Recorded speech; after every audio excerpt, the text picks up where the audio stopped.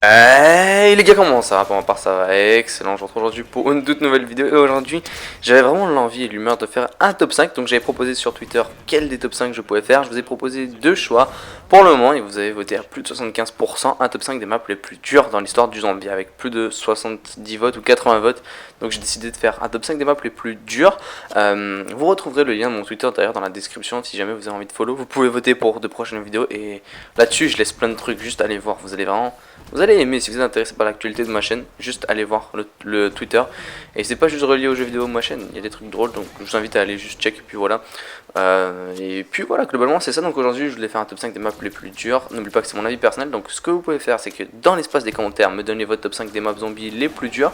Et également me donner une idée pour un prochain top 5. Alors j'ai pas fait de top 5 multijoueur encore pour le moment, parce que c'est beaucoup au niveau de multijoueur. Il y a tellement de contenu, tellement d'armes, tellement de choses différentes que ça me prendrait vraiment des heures à tout rassembler. Et donc il me faut encore plus de temps à vraiment tout rassembler pour préparer des top 5, parce que ça me prendrait des heures et c'est plus facile. Et puis en ce moment je suis plus dans le mood de faire des top 5 zombies. Et top 5 zombies c'est vraiment fun. Et à la 5ème position, j'ai envie de mettre Nuketown Zombie. Alors Nuketown Zombie, en fait, c'est la map la plus facile. Tu le fais les mains dans le cul, tu te déchires. Enfin, c'est tellement facile. Littéralement, Nuketown Zombie, soit c'est compliqué. Et pour moi, c'est souvent compliqué parce que j'ai Mastodonte à la manche 20 ou manche 25. Et je suis pas capable de tenir son Mastodonte à la manche 20 ou à la manche 25. Et quand t'as pas Mastodonte à partir de la manche 10, juste n'essaye pas, tu vas te faire déchirer l'anus. Juste ne cherche pas, tu vas perdre ton temps plus qu'autre chose. Juste quitte, ok? Nuketown, les atouts tombent de manière aléatoire entre la manche 0 et 30. Crois-moi, si t'as Mastodon qui tombe à la 25 et le pack punch à la 30, impossible. Enfin, je sais même pas qui est capable de se rendre à ce stade-là, mais c'est très compliqué. C'est ça le problème de Nuketown en fait, c'est que sans Masto, jusqu'à la manche 10, tu peux tenir. 11 ou 12 si tu maîtrises la map, mais après tu peux pas aller plus loin, c'est littéralement impossible. Même avec un Raygun Mark II, tu peux pas, c'est vraiment compliqué. Et donc c'est la raison pour laquelle je mets Nuketown en 5ème position. Mais sinon Nuketown, les deux dans le nez, c'est super facile. Et la 4ème position, c'est Narc des Runes Toten. Il y en a peut-être qui trouveront que Narc est facile. Personnellement, je trouve que Narc, en fait, on peut bien la maîtriser. C'est facile pour tourner, mais elle est quand même difficile. Déjà par le fait que t'as pas Mastodonte, t'as pas Quick Revive, t'as beaucoup d'atouts Enfin, t'as aucun atout en fait qui manque. T'as aucun atout à part 3 armes, mais 3 armes ça aide pas. Narc T4 ça peut être bon parce qu'il y a la technique sur Black Ops 1 de se mettre dans un coin. Il y a un coin de la map, vous savez, près du gros divan, dans la dernière pièce supérieure. Vous prenez tous 2 batteuses et un Raygun et vous pouvez aller quand même très loin. Mais sinon Narc est vraiment difficile. Pas d'atout, et les buggés. Sur World at War, t'as pas vraiment d'armes adaptées. Le problème du Raygun sur World at War, c'est qu'il te tue en un seul coup. Donc si t'as des splash, des dégâts de splash, que t'es collé à un zombie, tu mets un coup de pistolet laser, tu meurs d'un coup. Donc il faut éviter le Raygun. Finalement il y a juste le lance-flamme, et le lance-flamme devient un petit peu weak, ou devient faible si vous voulez à la manche 40 ou même 30. Et bonne chance pour avoir assez de patience et de couilles pour aller encore plus loin et tourner sans arrêt. Donc Narc pour moi mérite la 4ème position. En 3ème position je vais mettre Shangri-La. Alors Shangri-La, j'avais pas envie de la mettre au début, mais je vais justifier pourquoi elle est dedans. C'est que Shangri-La en fait j'y ai tellement joué, c'est probablement la map zombie sur laquelle j'ai le plus joué. Juste pour vous dire, il y a des journées entières où est-ce que je jouais sur Shangri-La. Je faisais 6-7 manches, je mourais bêtement parce que c'est Shangri-La, Shangri-La, t'as le zombie qui crie, si t'as pas une bonne arme à partir de la manche 6, t'as le zombie qui crie, le zombie napalm qui arrive, t'es baisé. Elle est compliquée Shangri-La. Donc moi j'avais juste tellement de difficultés que il y a des journées je me levais à littéralement 11h par exemple, et je me couchais je sais pas, 1h du matin, 2h du matin.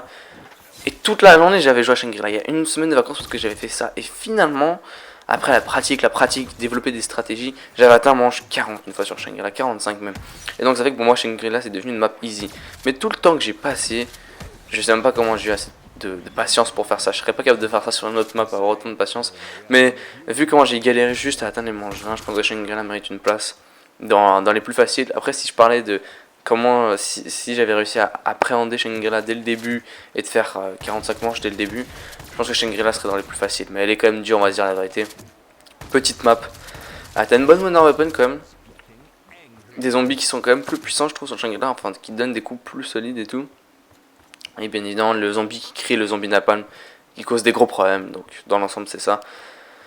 Et pour la 2ème position, les amis, on s'en va sur la map 5. La map 5, vous le savez tous, je la trouve extrêmement dure. C'est une map qui est compliquée. C'est une map qui est adaptée ni pour un joueur, ni pour deux joueurs, ni pour trois joueurs, ni pour quatre joueurs. C'est une map qui est dure. La Wonder Open dessus est de la merde. Le pistolet de glace est pathétique. T'as quoi? Les téléporteurs qui te téléportent n'importe où. T'as les petits golems qui te causent des problèmes. La map est vraiment petite, très serrée. Les pièges sont durs à utiliser, pas beaucoup de points. T'as rien qui t'aide sur Five. Le seul avantage que je vois sur Five qui peut faire que Five est facile, c'est que t'as le pack a punch à 1000 points. Qui fait que si tu tues le scientifique qui te vole tes armes, t'as le pack a punch à 1000 points, t'es easy posé, mais sinon c'est pas facile. Hein, Five, c'est juste une map super compliquée. En solo, t'as un bon spot pour tourner, mais sinon à 2, t'as pas vraiment d'endroit où est-ce que tu peux jouer. À 3, c'est assez chaud aussi.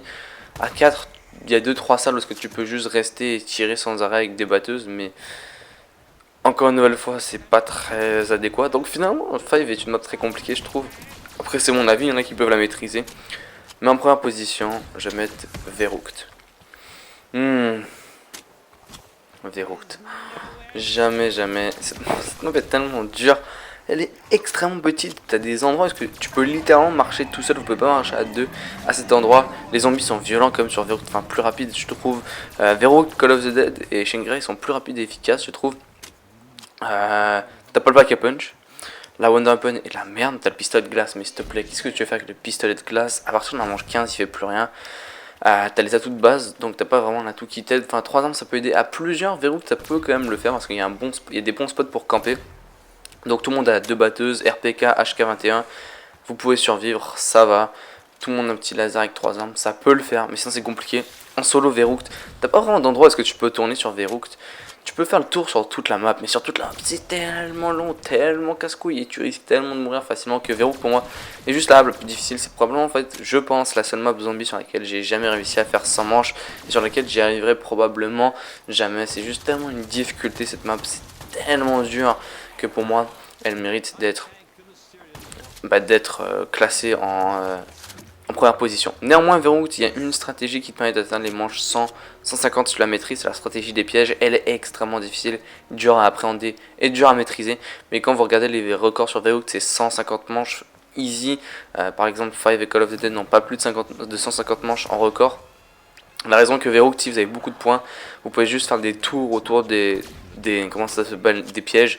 Mais il faut vraiment bien maîtriser la stratégie qui est très compliquée. Et moi, j'y arrive strictement pas. Donc c'est le top 5 des maps les plus difficiles en zombie sur Call of Duty Black Ops, enfin sur le zombie tout simplement de l'histoire. J'espère que la vidéo vous aura plu, votre petit top 5. Moi je vous dis ciao les gars et je vous retrouve vite pour d'autres vidéos. Peace.